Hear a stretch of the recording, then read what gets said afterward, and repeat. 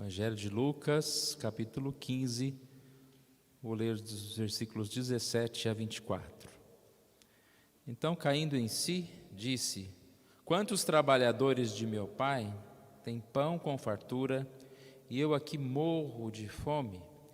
Levantar-me-ei, irei ter com o meu pai, e lhe direi: Pai, pequei contra o céu e diante de ti. Já não sou digno de ser chamado teu filho. Trata-me como um dos teus trabalhadores. E levantando-se, foi para seu pai. Vinha ele ainda longe, quando o seu pai o avistou, e compadecido dele, correndo, o abraçou e beijou. E o filho lhe disse: Pai, pequei contra o céu e diante de ti. Já não sou digno de ser chamado teu filho. O pai, porém, disse aos seus servos: Trazei depressa a melhor roupa, vestiu, ponde-lhe um anel no dedo e sandálias nos pés. Trazei também e matai o novilho cevado. Comamos e regozijemo-nos, porque este meu filho estava morto e reviveu, estava perdido e foi achado, e começaram a regozijar-se.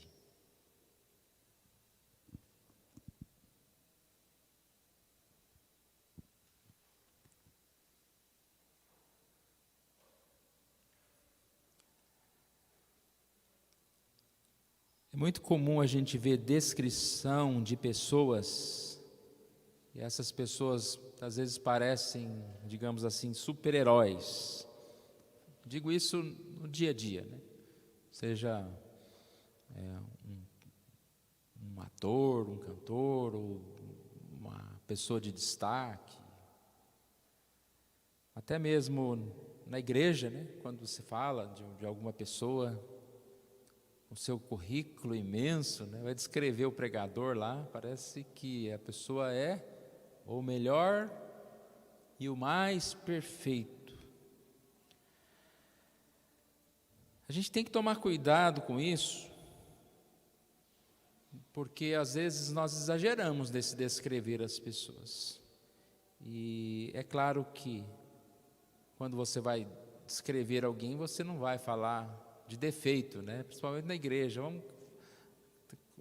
Convidamos o pastor tal, a igreja tal, para vir aqui. Aí você vai falar que ele foi pastor em tal lugar, né? Que ele tem um determinado cargo. Você não vai falar, não, e no ano tal ele cometeu aquele crime lá, alguma coisa. Não vai falar isso. Mas a gente tem que tomar cuidado com as definições, porque é claro que, por mais que alguém pareça perfeito, essa pessoa é como um de nós. Ela é cheia de defeitos, de pecados, de limitações, e todos nós temos muitas características positivas, mas todos nós também temos coisas que talvez, se os outros conhecessem, nós ficaríamos muito envergonhados dessas coisas. É fato, todos nós somos pecadores. E uma coisa interessante na Bíblia é que ela descreve assim os personagens, pessoas ao mesmo tempo grandes, mas também grandes pecadores. Você vê várias histórias bíblicas em que as pessoas são demonstradas, né, como pessoas comuns, alguns até, digamos assim, né, entre aspas, piores do que nós. E aí a gente poderia citar vários exemplos.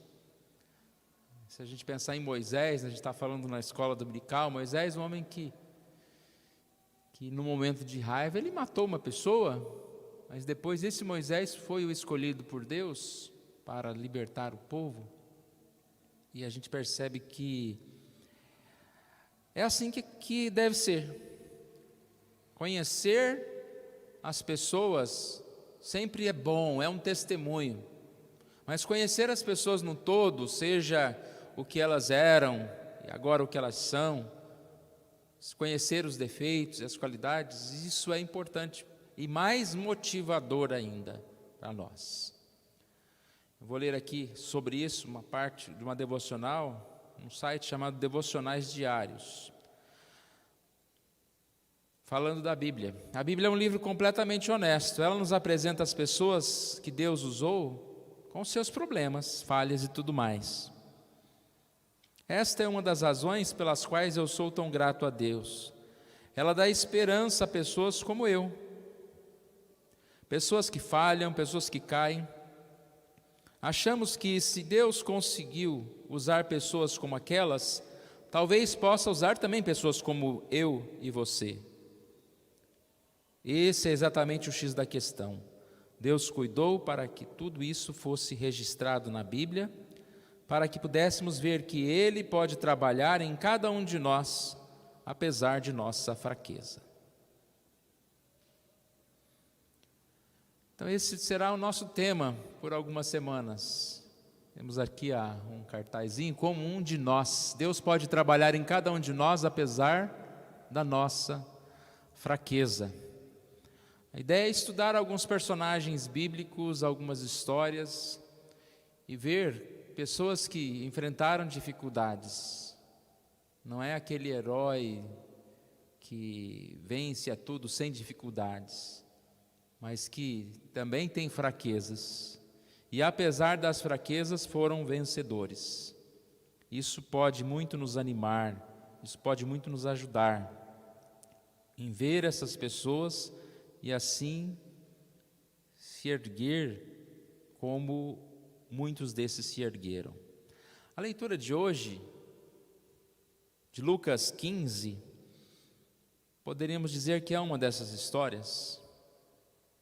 Um jovem que abandona o seu lar, que de certa forma vira as costas para a sua família, principalmente para o seu pai. E a história é bem conhecida, né? Um filho pródigo que sai e gasta o dinheiro com a parte da herança que ele antecipa. Pegou a herança antes do pai morrer e gasta e vive a vida, né? Como se diz por aí. Mas em determinado momento, ele percebe que aquilo não fazia mais sentido. Em determinado momento, a crise veio, porque todo mundo que vive em esbanjar, né, tanto dinheiro como a própria vida em dissoluções, chega um momento que está sem dinheiro, sem saúde, sem nada. Mas mais do que a necessidade, você vê conversão na vida desse homem, que resolve voltar para casa. E o texto diz que ele chega e diz: pequei contra o céu e diante de ti, já não sou digno de ser chamado teu filho. O arrependimento foi conduzido de forma o pai perdoá-lo e ao pai trazer para ele tudo aquilo de volta, né? Fazer uma festa para o seu filho, mostrando que ele havia encontrado, ele estava novamente ali. Esse é comum de nós, ou talvez nós não estejamos tão perdidos como esse homem, não sei. Mas alguém que se arrepende e alguém que em um momento está ali jogado, sem comida, vivendo pior do que um simples funcionário, digamos assim, do seu pai, e no outro momento ele está ali como o primeiro, como o mais importante, como o motivo da festa.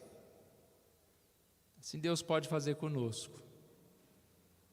Eu quero desafiar cada um de nós, irmãos, a olhar para a gente e pensar nessa questão de como nós podemos ser melhores para Cristo Jesus.